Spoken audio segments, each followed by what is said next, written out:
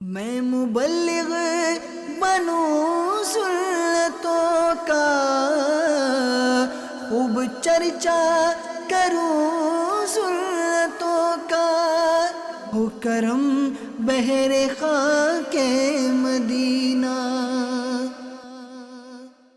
الحمد للہ رب العالمین والصلاة والسلام على سید المرسلین، اما بعد فاعوذ باللہ من الشیطان الرجیم، بسم اللہ الرحمن الرحیم۔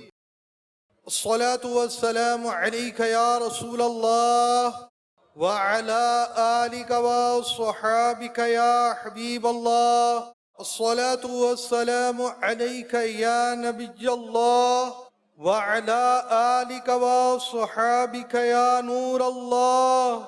سرکار مدینہ صلی اللہ تعالی علیہ وآلہ وسلم کا فرمان رحمت نشان ہے، جو شخص درود پڑھتا ہے اس کا درود مجھ تک پہنچ جاتا ہے۔ میں یعنی نبی رحمت صلی اللہ تعالی علیہ وآلہ وسلم، میں اس کے لیے استغفار دعائے مغفرت کرتا، اور اس کے علاوہ اس کے لیے 10 نیکیاں لکھی جاتی ہیں۔ صلو علی الحبیب صلی اللہ تعالی علی محمد۔ آج بیان کا ایک نام و عنوان تو ہے، اور اس کا نتیجہ یہ ہے کہ آپ کا گھر سنتوں کا گہوارہ بن جائے، اور یہ بنے گا اس وقت جب ناچاکیاں دور ہوں گے۔ اللہ کریم پارہ 15 سورہ بنی اسرائیل کی آیت نمبر 53 میں ارشاد فرماتا ہے، بے شک شیطان ان کے آپس میں فساد ڈالتا ہے، بے شک شیطان آدمی کا کھلا دشمن ہے۔ ایک بار اوس و خزرج کے کچھ افراد مل کر بیٹھے ہوئے تھے، محبت کی باتیں ہو رہی تھی۔ ادھر سے ایک غیر مسلم گزرا، اس نے جب دیکھا کہ اسلام نے اوس و خزرج، دو ایسے قبیلوں کے درمیان کہ جو ایک دوسرے کے خون کے پیاسے سے، ایسی محبت قائم کر دی کہ بیٹھ کر آپس میں محبت کے تذکرے کر رہے ہیں، یہ دیکھ کر وہ حسد میں مبتلا ہو گیا۔ زمانے جاہلیت میں ایک طریقہ ہوا کرتا تھا، عرب قوم اشعار لکھنے کی ماہر تھی۔ یہ اپنے واقعات، اپنے معمولات، اپنے حالات، اپنی کیفیات، اپنے اس پورے معاشرے کے رنگ و روپ کو نظموں میں، اشعار میں، بیت میں تبدیل کرتے۔ اب اس نے یہ کام کیا کہ ان اشعار کو پڑھنا شروع کر دیا۔ پچھلی باتیں، خون ریزیوں کی باتیں، قتل و غارت گری کے تذکرے، آپس کی دشمنیاں، ایک دوسرے پر ہونے والے مظالم، ایک دوسرے پر کیے جانے والے جرم و قصور کا تذکرہ اشعار کی صورت میں کرنا شروع کیا۔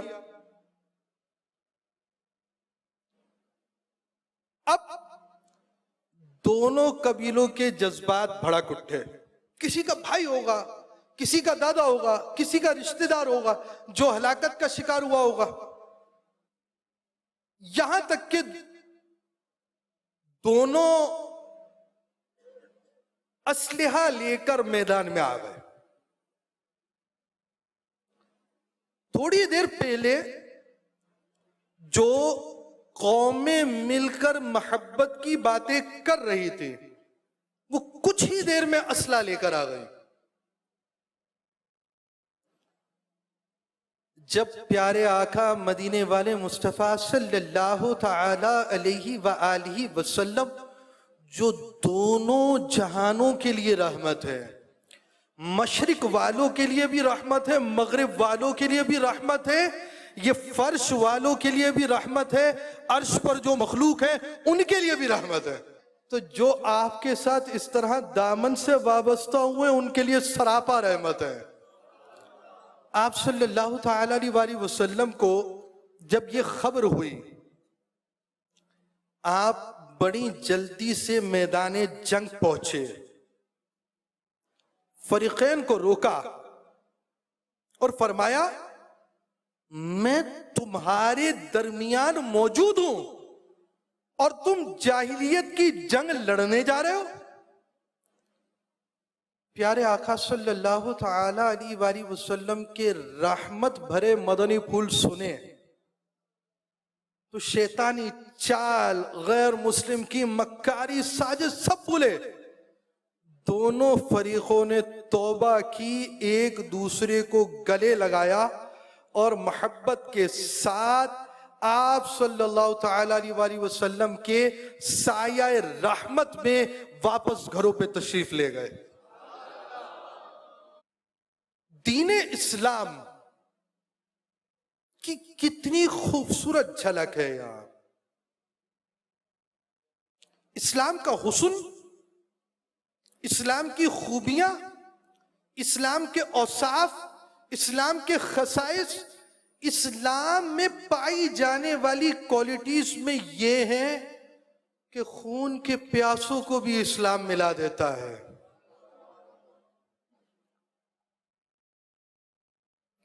نفرتیں پھیلی ہوں، محبتوں کے جام پلا دیتا ہے۔ اور دیکھیں اسلام کی کتنی پیاری تعلیمات ہے۔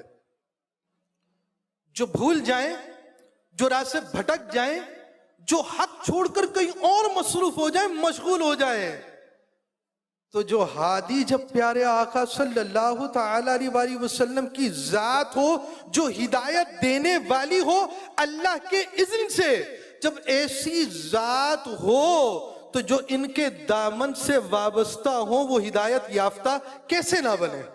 غلطی کی طرف لے کر جا رہے تھے، بچانے والے آقا شافع امم صلی اللہ تعالی علیہ وآلہ وسلم جو آخرت میں بھی جہنم کی آگ سے بچانے والے ہیں، وہ دنیا میں بھی جہنم کی آگ کی طرف لے جانے والے کاموں سے بچانے والے ہیں، تشریف لائے اور آپ نے ان کے اندر پیدا ہونے والی آگ کو ختم کر دیا۔ اسلام کا تو یہی حسن کافی تھا کہ اسلام آخرت میں امن کا پیغام ہے۔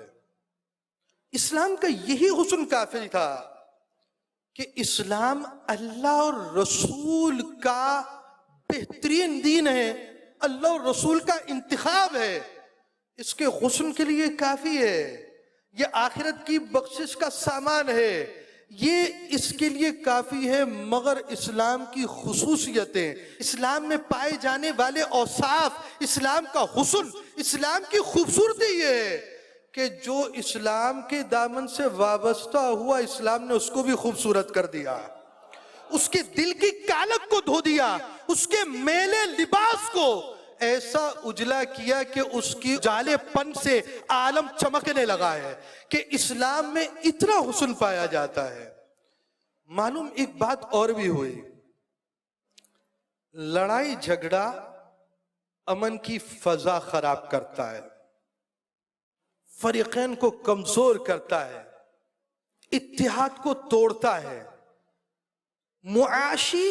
معاشرتی خسارے میں مبتلا لوگوں کو بڑھاتا ہے۔ کرائسس ہو گئے، بڑے کرائسس ہے، بڑی بری حالت ہے، بڑا کچھ ہے، کبھی اسباب سوچے ہیں ہم نے؟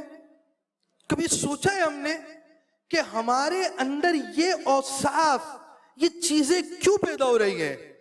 تبصرہ تو کرتے اتحاد نہیں ہے، تبصرہ تو کیا جاتا ہے کہ ہمارے اندر اتفاق نہیں ہے، ہم یکجہتی کے ساتھ نہیں ہیں، ایک جھنڈے تلے نہیں ہیں، ایک آواز نہیں ہے، ایک طرف قدم بڑھنے والے نہیں ہیں، ترقی کی راہ پر مل کر چلنے والے نہیں ہیں۔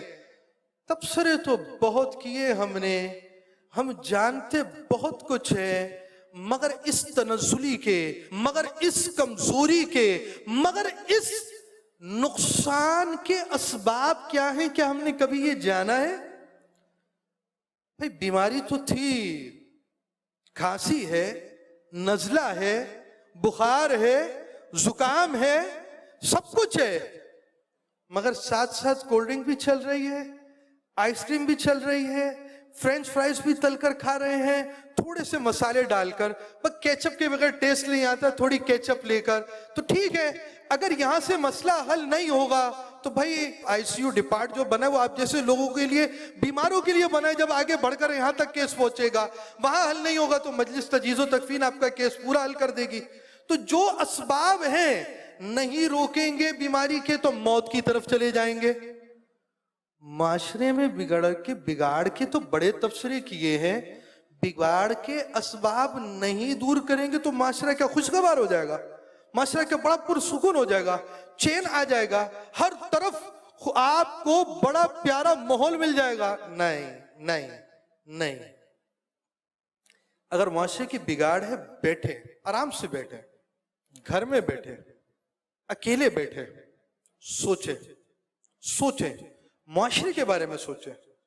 آپ معاشرے کا کچھ نہیں کر سکتے، چلیے جناب معاشرے کا نہیں کر سکتے، خاندان کے بارے میں سوچیں۔ آپ خاندان کے بڑے ہیں، خاندان کے بوڑھے ہیں، آپ دادا ابا ہیں، آپ نانا ہیں، آپ خاندان کے فیصلے کرنے والے ہیں، آپ خاندان کے اندر کچھ معاملہ آپ کا اثر و رسوخ ہے، ٹھیک ہے، آپ غور کریں خاندان کا۔ نہیں، ابھی خاندان نہیں ہے، آپ کنبے پہ آ جائیں، شادی شدہ ہیں، آپ میرڈ ہیں، آپ کا گھرانہ ہے، چھوٹے بچے ہیں، آپ فیملی کے ساتھ رہتے ہیں، آپ فیملی کے بارے میں سوچیں۔ نہیں، ابھی میری ایج لیول یہ بھی نہیں ہے۔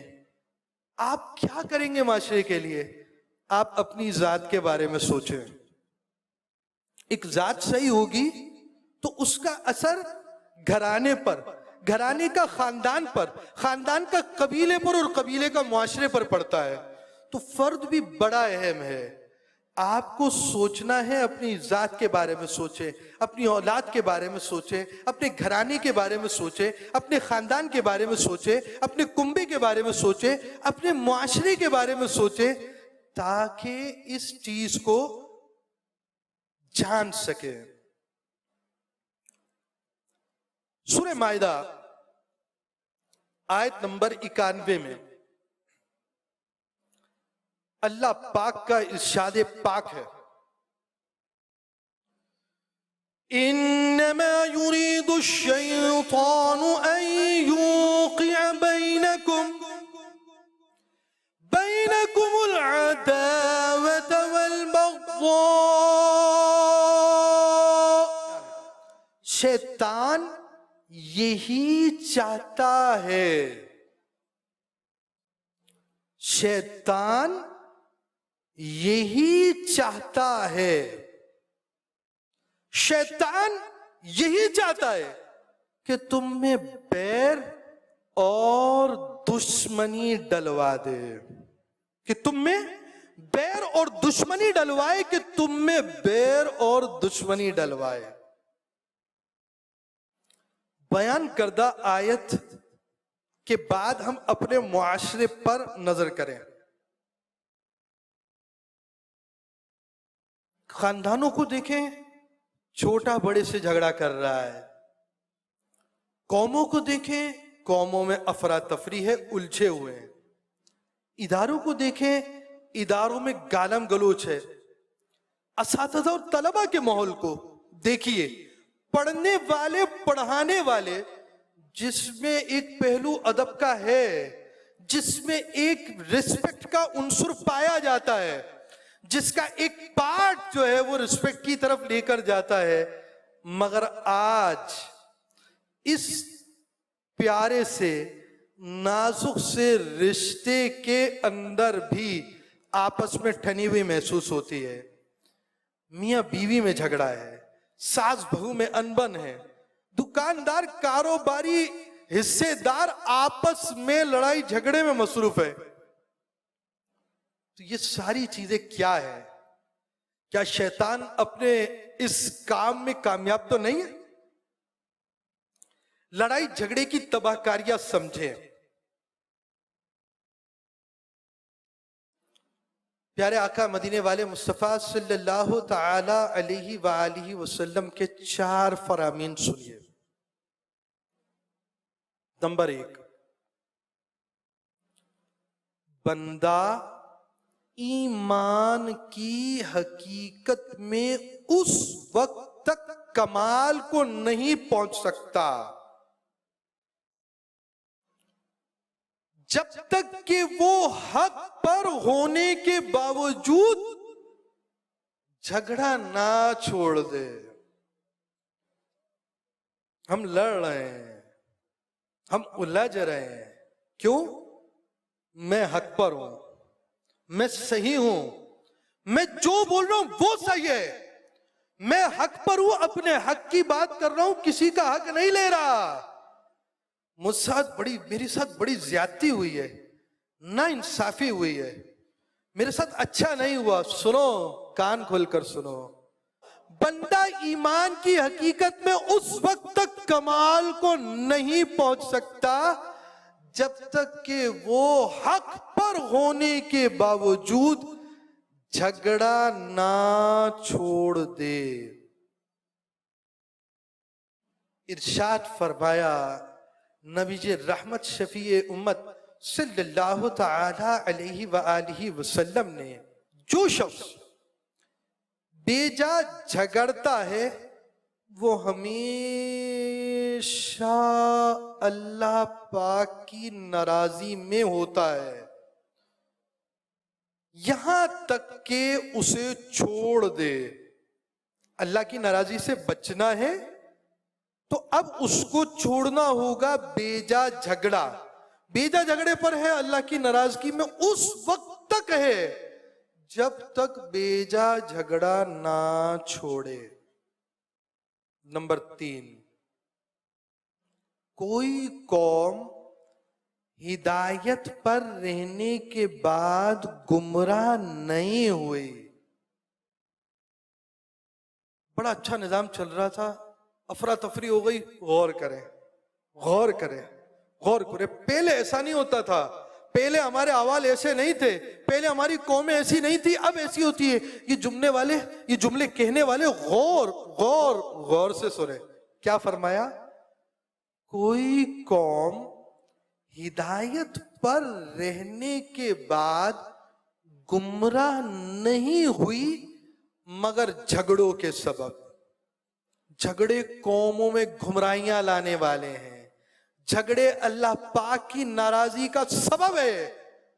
और हक पर होने के बावजूद जब तक झगड़ा छोड़ने की ताकत नहीं है, मिजाज नहीं है, तो हकीकत ईमान के कमाल तक नहीं जा सकते। मजीद फरमाया अल्लाह पाक के यहां सबसे नापसंदीदा शख्स वो है जो बहुत ज्यादा झगड़ालू हो। गौर करें, बड़े आराम से गौर करें। सुबह उठे, आंख खुली, तौफीक मिली तो फजर पढ़ी हमने, उठना है, फौरन चीज मेरी पैंट कहाँ है, टाई कहाँ रख दी, जूते पॉलिश नहीं है, अपने मकाम पर नहीं रखे हुए। सुबह उठते ही हमारी क्या रूटीन होती है, घर पर हमारी क्या रूटीन होती है? बाहर निकले हैं, बाहर निकलने के बाद ट्रैफिक जैम हुई है, ट्रैफिक जाम होने के बाद कितने अदब से आदाब से अच्छा चला रहे हैं, 4 व्हील, गाड़ी बंद है, शीशे बंद है, एसी चल रहा है, अगला सामने वाला बस के अंदर है, बस का जो ड्राइवर है वो आपके बिल्कुल आगे है, आप गाड़ी के अंदर हैं, गाड़ी का मुंह बंद है, गाड़ी का सर बंद है, गाड़ी का धड़ बंद है, मगर आपकी जबान जो है वो खुली हुई है। जो आपने गुलफिशानी करनी थी, जो फूल झाड़ने थे, वो फूल झड़ रहे हैं मगर आपके दामन पर गिर रहे हैं, इसको चुनने वाला कोई भी नहीं है। گاڑی کے اندر اکیلے بیٹھے ہوئے، شیشے بند ہیں مگر زبانیں چل رہی ہیں. ہمارا یہ انداز ہے. اور موقع مل گیا، کبھی کوئی ساتھ والا تھا، کوئی موٹر سائیکل والا تھا، کوئی قریب آ گیا، کوئی کچھ ہو گیا، پھر آپ ہیں اور موٹر سائیکل والے جناب ہیں، تو ریفری تو بیچ میں کوئی ہوتا ہی نہیں ہے نا ہمارے، کہ اس انداز سے ہم نکل کر آفس کی طرف جا رہے ہیں. ابھی آفس کے گیٹ پر پہنچیں گے تو پھر پیون کے ساتھ ہمارا معاملہ ہے، اندر پہنچیں گے تو کلیگ کے ساتھ ہمارا معاملہ ہے. گھر سے واپس ہو کر جب ہم موٹر سائیکل پر کک ماریں گے، پنچر ہوگی تو پنچر والے کے ساتھ جا کر آپ نے کیا کرنا ہے، اللہ پاک اس پر بھی رحم فرمائے. تو ہمارا دن بھر کا جو معاملہ ہے، گھر سے نکلنے سے پہلے سے لے کر گھر آنے تک، بلکہ بستر پر آنکھ کھلنے سے پہلے سے لے کر بستر پر سونے تک، ہم اس کو دیکھیں، جائزہ کریں، لیں، کیا کرتے ہیں، کیا ہو رہا ہے، کیا کرنا ہے. بیجا غصہ یہ بڑا خطرناک چیز ہے. دیکھیں غصہ ایک وصف ہے. بھوک لگتی ہے آپ کو، لگے گی. تکلیف ہوتی ہے آپ کو، ہوگی. تو اسی طرح ایک چیز غصہ ہے وہ آئے گا، مگر بیجا غصہ نافذ کرنا یہ غلط ہے. بیجا غصہ بہت سے خطرناک امراض اور فتنے پیدا کرنے والا، ناچاکیوں کی دروازے کھولنے والا. اچھا آپ کبھی چاہتے ہیں جناب میری آنکھ کھلے، مجھے مسکرا کر کوئی ناشتہ دے، میں جاؤں تو جو پیون ہے بڑے پیار سے گاڑی کا دروازہ کھولے، مجھ کو کہے سر آئیے بیٹھے ہیں، کسی سے بات کرے بڑی مسکراہٹ سے، کوئی آپ سے بات کر رہا ہو، آپ سے جس سے بات کرے وہ مسکرا رہا ہے، آپ سے باتیں بڑی اچھے انداز سے کر رہا ہے. کیسا دن گزرے گا آپ کا؟ کبھی خواہش ہوگی آپ کی ایسا دن گزرے؟ اب اگر آپ مسکرانے والے کو جو مسکرا کر دیکھے اور آپ اس پر شیر ببر کی طرح دھاڑیں اور اس کی طرف جو ہے وہ غرا کر دیکھے، گریبان جو ہے اس کا پکڑنے کی طرف جائیں، آستینے چڑھائیں، تو یہ تو نہیں ہو کہ جو خوبصورت سے برتن کے اندر ناشتہ آپ کے لیے پیش کرنے کے لیے آیا تھا وہی پلیٹ اٹھا کر آپ کے منہ پر کوئی مار دے. تو یہ اس کا رزلٹ نکلے گا. جب ہمارا یہ ایٹیٹیوڈ ہوگا، یہ رویہ ہوگا، تو نتیجہ یہی ہوگا. آلموسٹ جو نتیجے آتے ہیں وہ اسی وجہ سے آتے ہیں. تو بیجا غصہ چھوڑنا پڑے گا. آپ ہر دل عزیز ہونا چاہتے ہیں، چھوڑنا پڑے گا. اس سے بہت سی برائیاں جنم لیتی ہیں. غصے کے سبب حسد پیدا ہوتا ہے، غیبتیں ہوتی ہیں، بندہ چغلی کی طرف جاتا ہے، جھوٹ کی طرف جاتا ہے، بدنام کرنے کی طرف جاتا ہے. بیجا غصے سے رشتہ داریاں ختم ہوتی ہیں. طلاق کا نام سنا ہے آپ نے؟ آپ نے کبھی یہ سنا ہے کہ آج تو آپ بہت اچھی لگ رہی ہیں، تحفے میں ایک طلاق؟ کبھی ایسا واقعہ سنا ہے زندگی کے اندر آپ نے؟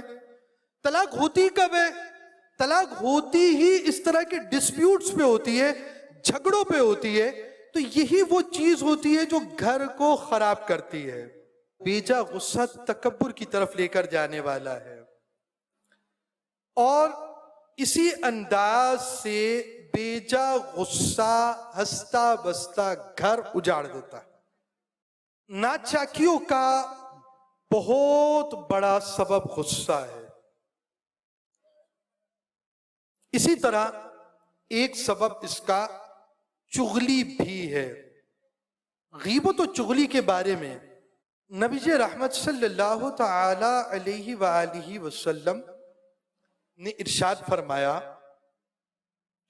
غیبت اور چغلی ایمان کو اس طرح کاٹ دیتی ہیں جیسے چرواہا درخت کو کاٹ دیتا ہے. غیبت اور چغلی کی تباہ کاریاں ہیں. احترام مسلم کا جذبہ اس سے ختم ہوتا، گھر میدان جنگ بن جاتا، اتفاق و اتحاد رخصت ہوتا، اور سارا نظام دھرم برم ہو جاتا ہے. غیبت و چغلی کے ذریعے ناچاکیاں پیدا ہوتی ہیں، گھروں میں ناچاکیاں دور کرنے کا ایک نسخہ بھی قبول کر لیجئے۔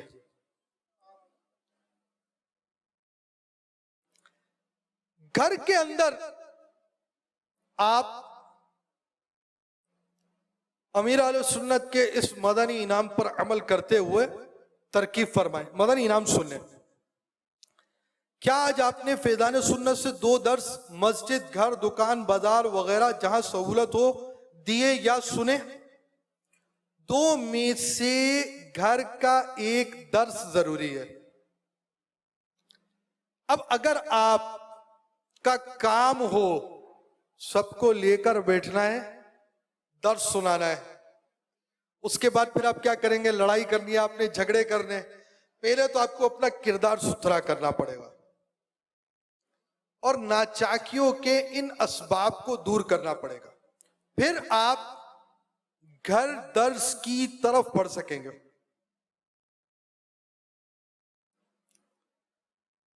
گھر درس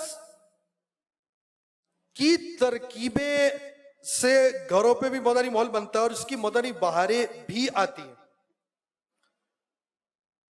گھر کے اندر اچھا ماحول بنانے کا بہت بہترین ذریعہ گھر درس بھی ہے، ہمیں اس کے لیے کوششیں بھی کرنی چاہیے۔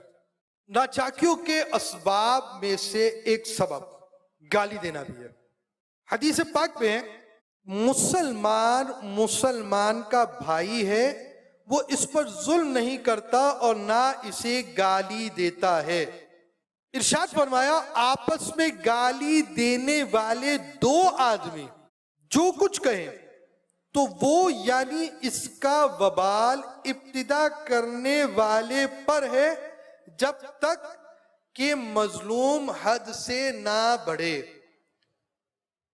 تو آپ کسی سے یوں سمجھے نا، آپ کی انڈرسٹینڈنگ سب سے ہے یا نہیں ہے؟ آپ کی ذہنی امانگی ہے، آپ کا ذہن میچ ہوتا ہے، آپ بات کرتے ہیں، سمجھنے سمجھانے کا ماحول ہوتا ہے، اپنی بات کسی کو سمجھانا، دوسرے سے سمجھ جانا، الجھاؤ نہیں ہوتا۔ کیا آپ کے پاس ایسی لسٹ بنائیں جن سے آپ کی انڈرسٹینڈنگ ہے؟ اب آپ ایسی لسٹ بھی بنائیں جن سے آپ کی انڈرسٹینڈنگ نہیں ہے، الجھاؤ ہے، بھائی ہے، انڈرسٹینڈنگ نہیں ہے۔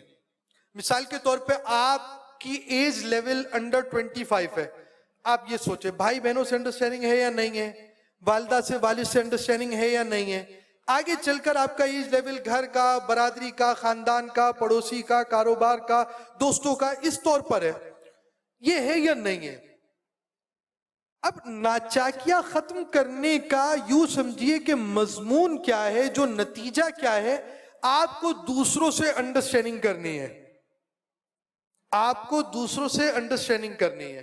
ہاں یہ اصول یاد رکھیں، اگر کسی سے انڈرسٹینڈنگ ہی خلاف شرع بات پر ہوتی ہے، آپ کا دوست ہے، انڈرسٹینڈنگ اسی وقت ہوگی جب آپ اس کے ساتھ نائٹ کلب میں جائیں گے، جب آپ اس کے ساتھ جائیں گے، ہوٹلنگ میں کر رہے ہوں گے، شراب چل رہی ہوگی، گانے باجے چل رہے ہوں گے، داڑھی آپ کی خچخچی ہوگی، نمازیں چھوڑ رہے ہوں گے، تو لازمی بات ہے ایسی انڈرسٹینڈنگ کرنی ہے تو پھر سوچنا پڑے گا کہ شیطان سے انڈرسٹینڈنگ کیسے ہوتی ہے۔ ہر کسی سے انڈرسٹینڈنگ نہیں ہوتی، یہ ایک دائرے کار ہے۔ دین اسلام کی تعلیمات کے مطابق قریبی رشتہ داروں سے، دینی لوگوں سے ہماری ایک انڈرسٹینڈنگ اگر ہم کرنا چاہتے ہیں، ہاں پھر انڈرسٹینڈنگ کے اندر دوستی ہونا تو ایج گروپ کو دیکھنا یہ بھی ایک الگ معاملہ ہے۔ آپ انڈرسٹینڈنگ کرنا چاہتے ہیں تو آپ کو وہ سارے اسباب جو انڈرسٹینڈنگ کے لیے رکاوٹیں دور کرنے پڑیں گے۔ مذاق مسخری، گالم گلوچ، جھوٹ، غیبت، چغلیاں، ابے تبے، تو تکار، یہ ساری چیزیں جس سے کریں گے، جس کو جا کر آپ اس سے اس طرح باتیں کریں گے، جس کے ساتھ یہ رویہ کریں گے، انڈرسٹینڈنگ نہیں ہوگی۔ اب آپ ایک گھر کو اگر ایسی انڈرسٹینڈنگ میں لیں گے، دیکھیں گھر میں بہت کچھ ہوتا ہے، آپ نے انڈرسٹینڈنگ کے ساتھ سمجھانا ہے تو آپ یہ کام کر سکتے ہیں۔ اور اگر آپ واقعی گھر در دینے لگ جائیں نا تو آپ مجبور ہو جائیں گے کہ بنا کے رکھنی ہے۔ یہ نہ ہو کہ گھر میں درس بھی دے رہا ہو تو خود ہی سن رہا ہو، کوئی سننے والا ہی نہیں بیٹھے گا، ایسا نہ ہو جائے۔ تو گھر درس کے ذریعے بہت اچھی ترکیب بن سکتی ہے۔ دعوت اسلامی کے مدنی ماحول کے اندر روٹھے ٹوٹے اسلامی بھائیوں کو بھی مدنی ماحول کے قریب لانے کی ترکیب ہوتی ہے۔ مدنی انعام نمبر 55 میں جو پہلے آتے تھے اب نہیں آتے، ان کو قریب لانے کی کوشش کی جاتی ہے. ہماری مجلس ازدیاد غب اس کے لیے کوششیں بھی کرتی ہے. تو ہمیں بھی چاہیے کہ ہم اس انداز سے لوگوں کو قریب کرنے والے بنے. مگر لوگوں کو قریب کرنے کے لیے ایک کام کرنا پڑے گا، وہ معافی اور صلح کرنی پڑے گی. صلح کرنا اور کروانا رب کریم جل جلالہ کو خوش کرنے والا کام ہے. اللہ پاک اس سے راضی ہوتا. پیارے آقا علیہ الصلوۃ والسلام کی سنت بھی ہے، ہمارے بزرگوں کا طریقہ بھی ہے. اس سے مسلمانوں کا دل خوش ہوتا، شیطان ناراض ہوتا، اور اللہ پاک کی رحمت سے بندہ حصہ پاتا ہے. تو جب تک یہ کام نہیں ہوگا نتیجہ حاصل نہیں ہوگا. تو بیان کے اختتام کی طرف لاتے ہوئے آپ کو صلح کے کچھ مدنی پھول بھی بیان کیے جاتے ہیں. ایک سنت کی فضیلت بھی بیان کرتا ہوں. رسول اکرم صلی اللہ تعالی علیہ وآلہ وسلم کا فرمان جنت نشان ہے، جس نے میری سنت سے محبت کی اس نے مجھ سے محبت کی، اور جس نے مجھ سے محبت کی وہ جنت میں میرے ساتھ ہوگا. مسلمانوں کے درمیان صلح کروانا سنت الہیہ ہے. حدیث پاک میں مخلوق میں صلح کرواؤ، کیونکہ اللہ کریم بھی بروز قیامت مسلمانوں میں صلح کروائے گا. مسلمانوں کے درمیان پیار و محبت پیدا کرنا اور صلح کروانا پیارے آقا صلی اللہ تعالی علیہ وآلہ وسلم کی بھی سنت ہے. نبی کریم صلی اللہ تعالی علیہ وآلہ وسلم نے اوس و خزرج دو قبیلوں جن کا واقعہ آپ نے شروع میں سنا، ان کے درمیان بھی صلح کروائی.